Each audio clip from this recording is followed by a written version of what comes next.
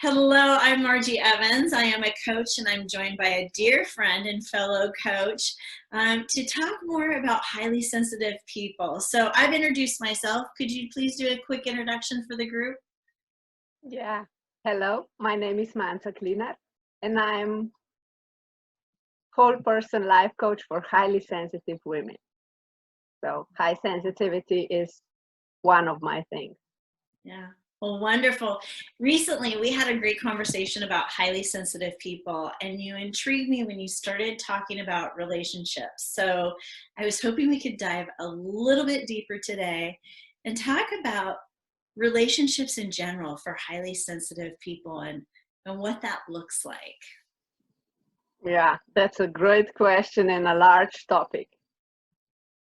So for highly sensitive, I explained what this is, but it's an innate normal trait, and every fifth person is born highly sensitive. So we are a minority. That means we enter into relationships with people that are not necessarily highly sensitive. Mm. And even with high sensitivity, there's many ways in which a person can be highly sensitive. So even if a relationship is between two highly sensitive people, it's not necessarily ideal, or it does not mean they will be the same and everything will be perfect. So there are challenges, especially when the relationships are between a highly sensitive person and a person who's not highly sensitive, because it is hard to understand how high sensitivity works. If you're not a highly sensitive person, you cannot imagine how it is. And even when you are highly sensitive, if you don't know you are and how you are different, how you are made and wired differently than 80% of people, if you don't know, you are like, why are they behaving like this? You cannot understand, you cannot comprehend how other people are not like you. But when you know that you are highly sensitive and what this means, then you can understand, you can try to understand others better and at least know why it is so. So I think this education is very important, first for the highly sensitive, and then for highly sensitive to gain the inner strength and enough self-knowledge, but mostly inner strength, to be able to say what they need, to explain why they need it, and to give themselves what they need. Because that's the most difficult part in relationships. Mhm. Yeah. What are some ways as a coach that you help highly sensitive people gain that inner strength? Yeah. Another great question. I think the basic for every relationship is relationship with oneself, with yourself. So I help them recognize how high sensitivity shows in them, Mhm. how it impacts their life, and what could be done for their life to be organized differently. And in the process, we also look at, let's say, the past and why they grew up the way they grew up and why it was as impactful as it was. Mhm. And in this process, it is when they understand that this is a trait, that they are normal, they start seeing the good side, and they start seeing the challenges and how they can be managed. And I think with my support and showing them how enough they already are, and by allowing them to be who they are, the way they are, to tell me as much as they are comfortable, to be authentic as much as they are comfortable to be. So with this, they gain a different experience to be recognized and acknowledged the way they are, not too much, not too weak, not too sensitive, too fussy, whatever they were called. And this helps them turn the volume of their inner enoughness and inner or self-worth up. Yeah, and with that they gain more confidence, understanding of other people, but mostly confidence to be able to stand up for themselves, to give them what they need, to set boundaries, and to search for what supports them, what makes them happy, and what gives them joy and meaning. I really enjoy that, especially people showing up as themselves and being confident in who they are. That's beautiful. Yeah. As they're showing up as themselves in a relationship, what are some of the characteristics that a highly sensitive person looks for in another, in the person that they're having a relationship with? What are some of the characteristics or needs?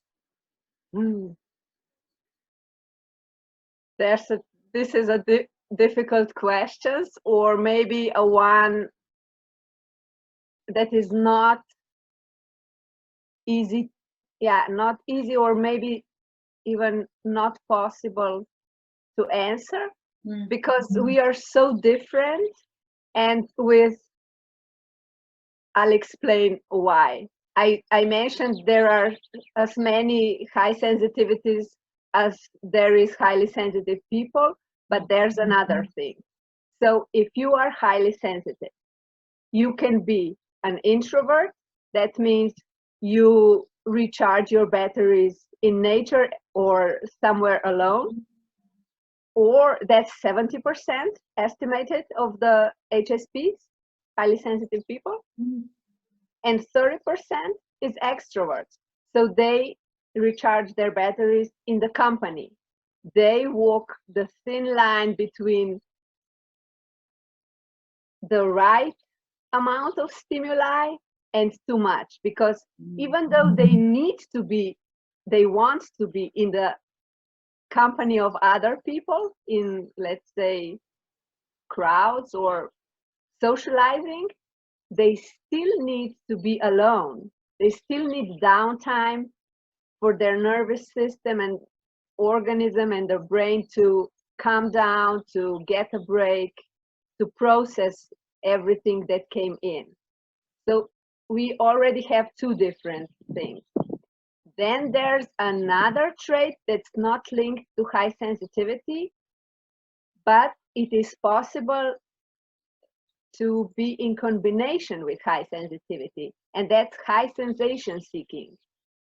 So it's another innate trait, and a person can be highly sensitive and high sensation seeking. So imagine this: you want stimuli, you're easily bored, you want excitement, you want new things, but at the same time, you don't want to get too much of them.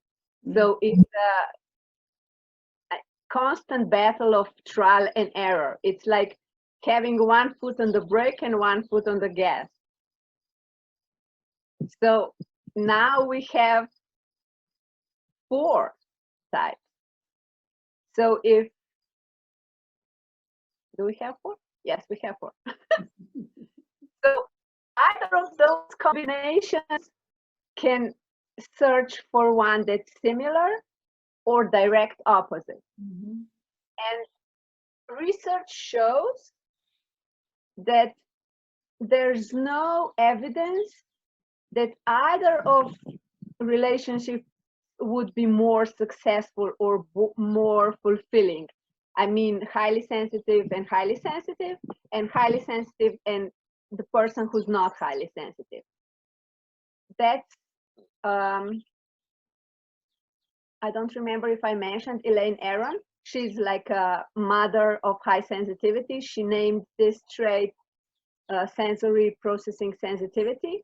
And her husband is research psychologist or researcher, and he deals with relationships.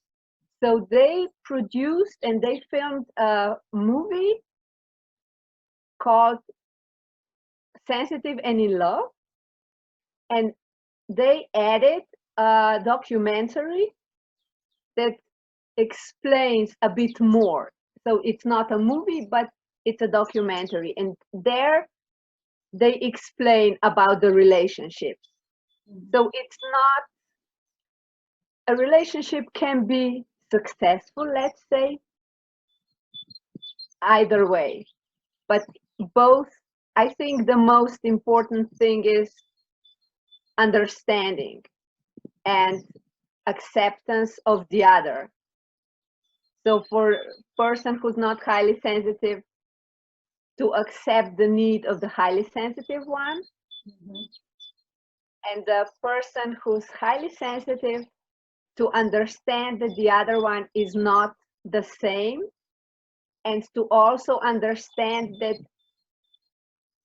if they want to have their needs met, they need to speak up, because people who are not highly sensitive, they don't operate on cues and hints like we do. Mm-hmm. We hint, we're not as direct as other people are. So it's a learning, it's a fluctuation, a learning relationship, growing. I think that's the point. Yeah. I like really what you said in so many ways, because while many people might be highly sensitive, we're all very unique individuals that have our own needs, our own approach, our own desires, the things that we're looking for. Some keys in all of us is communication, letting each other know what our needs are, sharing with each other, and being true to who we are so that we can be ourselves. So it's really beautiful what you've been able to share with us today. I know that there's so much more that you can share. Actually, I think that this is a topic that we're going to continue talking about, because relationships are a part of our world, our everyday life. So I look forward to continuing this conversation soon. Yeah, me too. And thank you for the summary. You nailed it. So thank you for your time and great questions. Yeah. Thank you. We will talk again soon. Yeah. Bye. Bye.